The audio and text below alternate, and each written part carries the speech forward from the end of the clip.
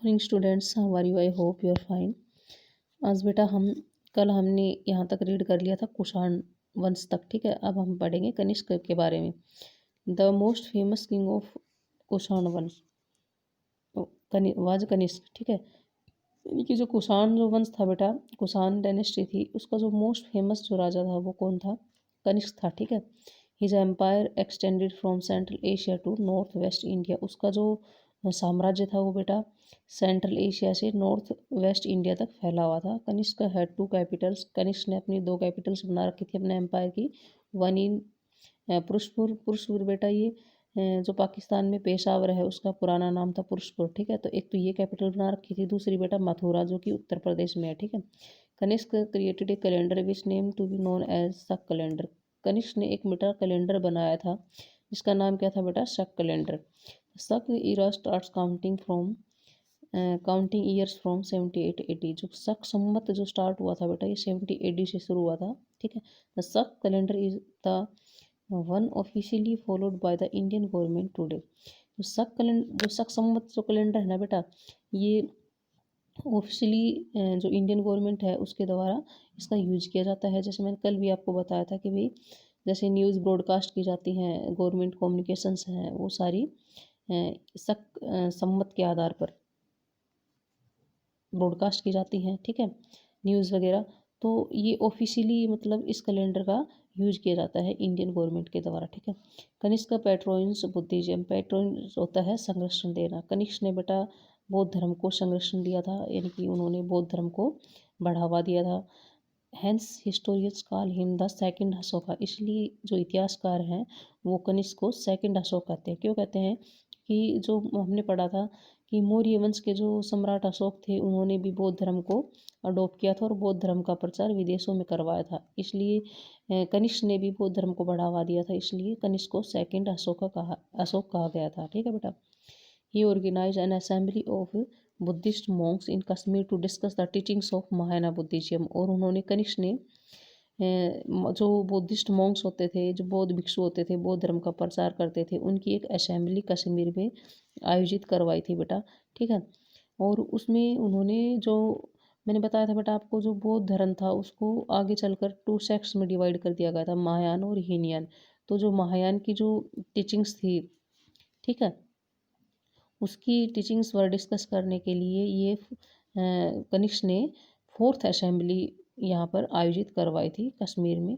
ये बताया था मैंने आपको। This counselling is generally known as the fourth Buddhist counselling. मैंने आपको बताया था भी समय समय पर जो बौद्ध धर्म का प्रचार करते थे भिक्षु, तो उनकी असेंबली का आयोजन करवाते थे, भाई सभा बुलवाते थे बौद्ध धर्म का प्रचार करने के लिए, ठीक है, उनकी शिक्षाओं पर डिस्कस करने के लिए।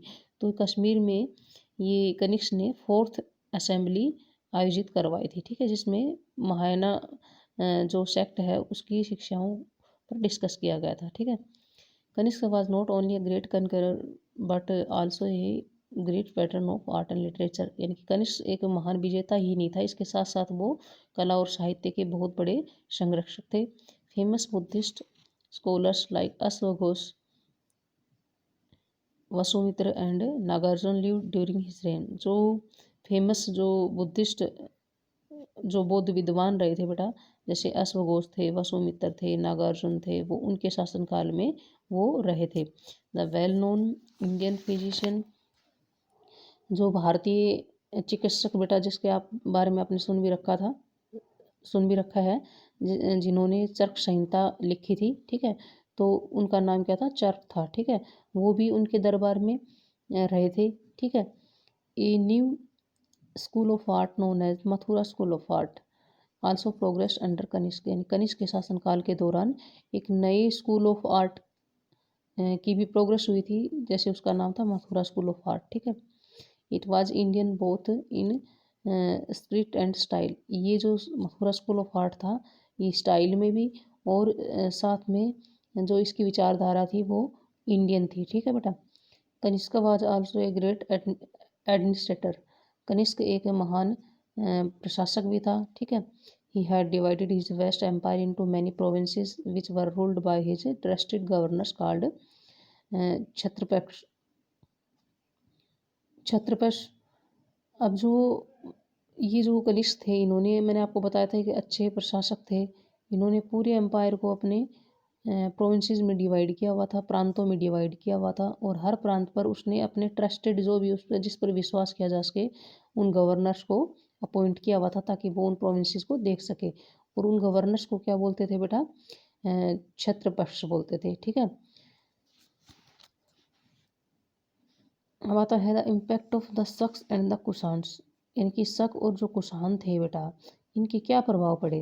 तो बेटा it led to close contact between central Asia and India. मैंने आपको बताया था जो शक थे बेटा, ये ट्राइब्स थे, और जो कुशान थे ये सेंट्रल एशिया से आए थे। ठीक है। तो इन्होंने सेंट्रल सेंट्रल एशिया और इंडिया को के बीच में कॉन्टैक्ट करने का काम किया। ठीक है। उनको क्लोज लेके आए दोनों को। They introduced new styles of dressing, turbans, tunics, trousers and heavy long coats were popularized by them। और इन्होंने नई स्टाइल की जो ड्रेस थी बेटा, उनको इंट्रोड्यूस करवाया, जैसे टर्बन पगड़ी होती है, ट्यूनिक्स जैसे कुर्ता होता है, ठीक है, जिसको अंगरखा भी बोलते हैं, ट्राउजर्स पतलून, इस तरह के, और हैवी लॉन्ग कोट है, इनको इंट्रोड्यूस करवाया इन्होंने। ठीक है, शक और कुशांस ने। ठीक है। अब आता है Gandhara style became popular in carving the image of Buddha. और जो गांधार स्टाइल थी, ठीक है, वो भी पॉपुलर बनी। और इस समय जैसे उसमें क्या होता था, जो महात्मा बुद्ध की जो इमेज होती थी उसको कार्विंग किया जाता था, यानी कि इनग्रेव किया जाता था। जैसे लकड़ी वगैरह होता है, पत्थर या लकड़ी या पत्थर होता है, तो उस पर इनग्रेव खोद करके जो इमेज बनाई जाती है। ठीक है।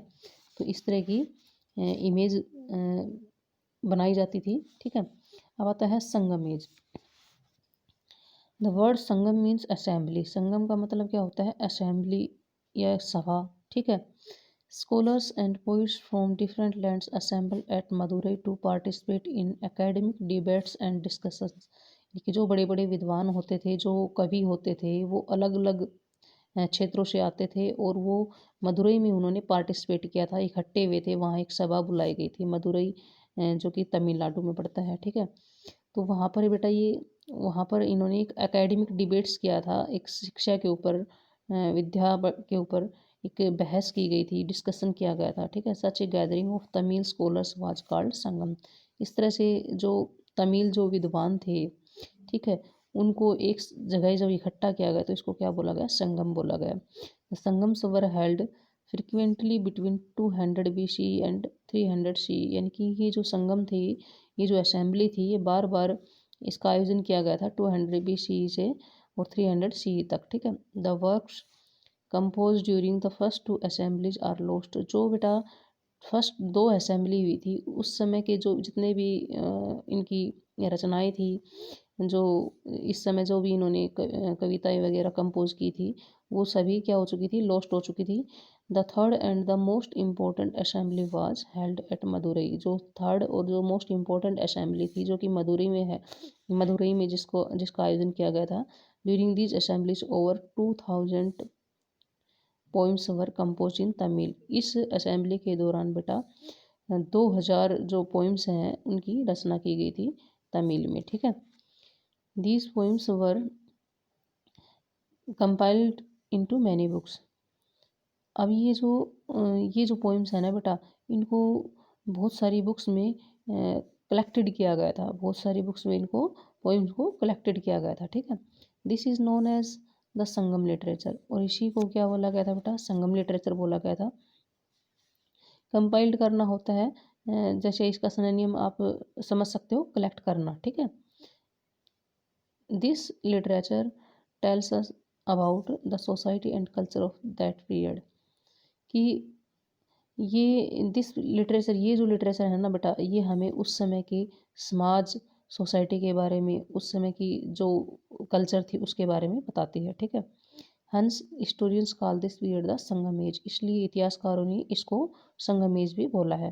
There is a lot of things like archaeological excavations, old coins and inscriptions that tells about the life and the culture of the people in the Sangam age।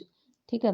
अभी बहुत सारी चीज़ें हैं, जैसे भी जो आर्चोलॉजिस्ट होते थे, जो खुदाई में जो भी पुराने सिक्के वगैरह होते थे या फिर इंस्क्रिप्शन शिलालेख होते थे, ठीक है? उनसे हमें उस समय के बारे में, उस समय के जो कल्चर थी उसके बारे में, वहाँ के लोगों के बारे में हमें संगम एज के बारे में पता चलता है, ठीक है? This is the only instance where a historical period has been named after an academic conference. मतलब यहाँ पर हमें जो ये जो एक हिस्टोरिकल पीरियड था, ठीक है?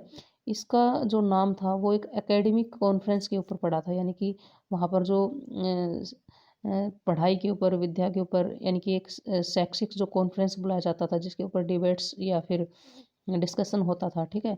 तो उसका नाम वहाँ पर मैंने बताया था आपको भई वो असेंबली बुलाई जाती थी, सभा, जिसको क्या बोला जाता था? संगम बोला जाता था, ठीक है?